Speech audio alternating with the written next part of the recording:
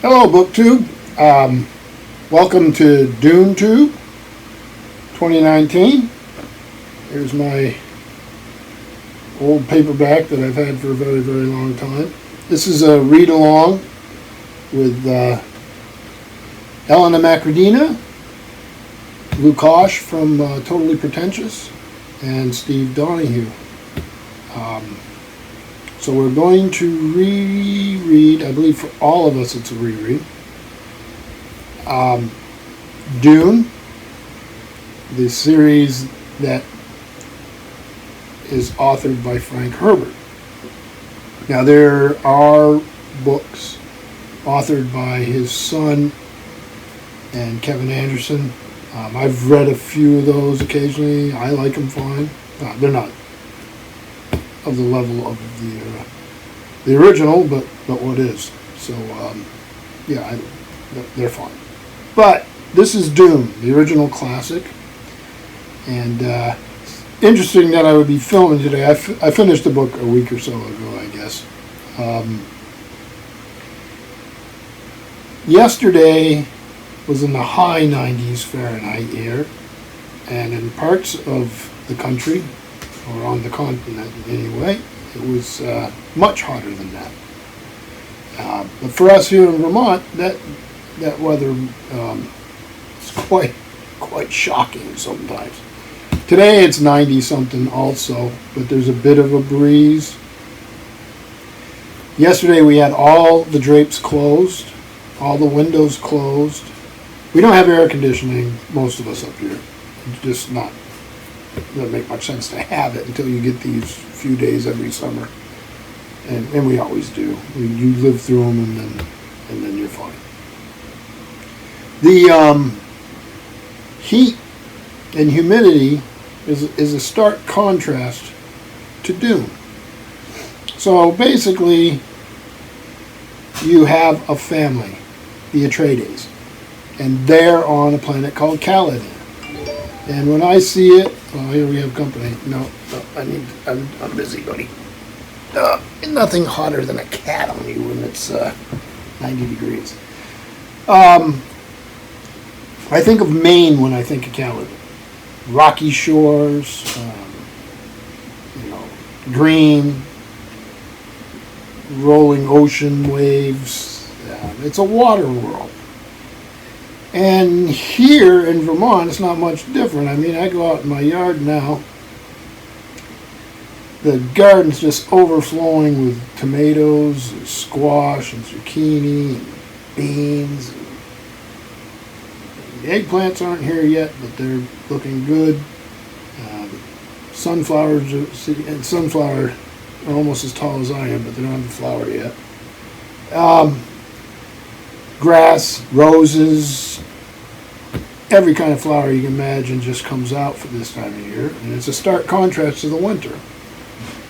So you got to picture Caladan as sort of one of those places, and it's a planet that's part of a galactic empire.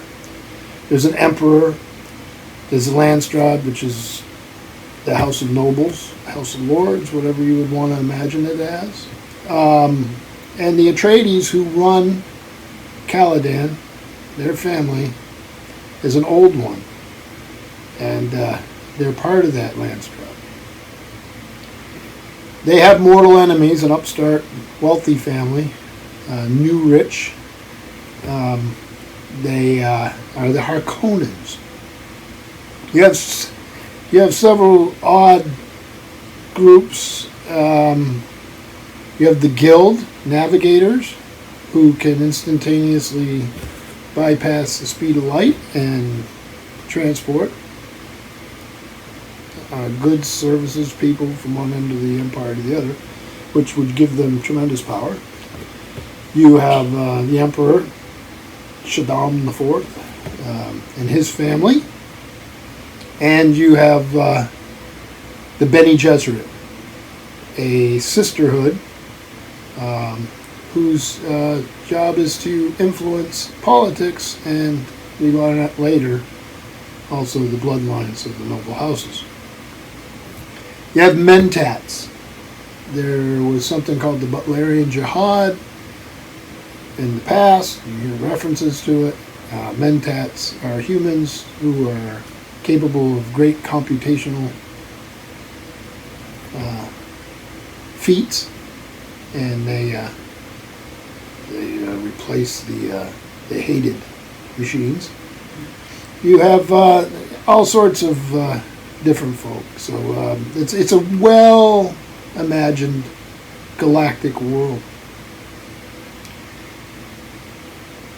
In the middle of this, we find out that the Atreides and the Harkonnens, well, in the beginning of this, a lot of stuff comes out early on in the book. The Atreides and Harkonnens, the old family and the new, do not get along, and they have what's called Conli. It's like a vendetta. It is a vendetta. Has its rules. Harkonnens are sly, not quite as honor-bound as the old family, like the Atreides, and as part of a scheme, they've been running the planet that it's the center of this story, a planet called Dune. So, it's Arrakis is its name, everybody calls it. Well, not everybody. It's called Dune. And it has the spice melange, which has the effect of almost psychic influences. The people who are addicted to it or have it in their diet constantly have blue on blue eyes. So there's no white. You can tell that the minute you see them. It's expensive. Unbelievably expensive. And because of its molecular nature, it can't be synthesized. It comes from Dune. That's it. It's the only place it can be spliced. Yeah, it can be harvested or mined, or sort of a combination of both. It's a little weird. So the Harkonnens have given up their fiefdom. It's actually a bit of a setup, and the Atreides know that. And the Emperor has ordered the Atreides to take over this honorable position and to make sure that spice keeps flowing. Because if it doesn't, the universe is in trouble. The navigators of the galactic starships, they're mutated by the spice. They couldn't do that instantaneous from one spot of the universe to the other. So the whole power structure depends on the spice, and there's something called the Chom Directorate. It's like a conglomerate made up of members of the Landsquad and the Imperial family and all that. And that's the clearinghouse for the spice. So the Atreides know they're walking into a trap. They go to this planet. It's a brutally desert planet. So I think about Caladan sort of like Maine or here or England. Or if you live in a part of the world where there's trees and grass and flowers and ocean or big lakes or river, whatever. That's that sort of Caladan, an ideal place for the Atreides. Dune, if you live in a desert country, you would understand that it's a little different. It's harsh, and even for like Earth-based deserts, this would be a tough desert. I mean, think of the Sahara, the Gobi, or something on a planet-wide scale. There's a little bit of water at the poles, but for the most part, it's a tough place. And it's got these cities on it, where the spice and the extraction of the spice and all that is run out of these cities. And there's also in the wastelands Fremen, and they're central to the story.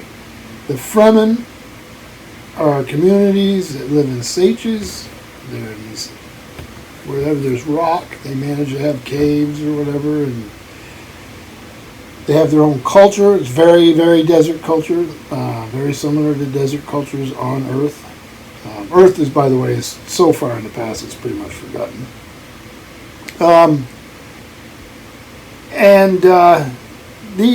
These Fremen will end up being super important. On the planet, there's worms, the size is almost beyond comprehension. There's the spice sands. There's an interaction between all these things. So basically, you get this world that's built, and when the Atreides go there, even though they know they're going in a trap, even though they're immensely capable people, it does not go well. Their son, Paul, has been born to Duke Leto by his concubine, who is a Bene Gesserit, one of those, that order of women who are into the politics and the breeding programs for the great houses. And he was obviously as a son. Jessica's mother was ordered to provide a daughter, but she did what her Duke wanted, it's not what the Bene Gesserit wanted. And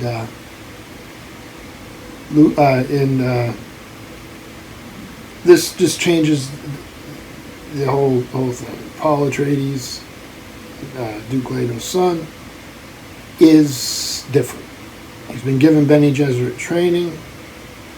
So when you go through all this, and I don't want to go on forever, the family is forced into the desert and take refuge with the Fremen. The Fremen are more numerous than most people realize. Because of the harsh conditions, they're sort of the ideal soldiers. The Emperor has his ideal soldiers. They come from a prison planet, and they're the Sardaukar. And so there's two groups there. So there's a lot of conflict, a lot of background story about how Paul and his mother Jessica survive with the Fremen, who are pretty tough. There's a lot of religion, ecology. Now, this book was written in the my copy here is from 1962? My copy here is from 1965. This book was so difficult to publish that Frank Herbert had, those of you who are gearheads or into cars and trucks and motors and all that, this book was originally published by Chilton's, the one who does the car manuals. So,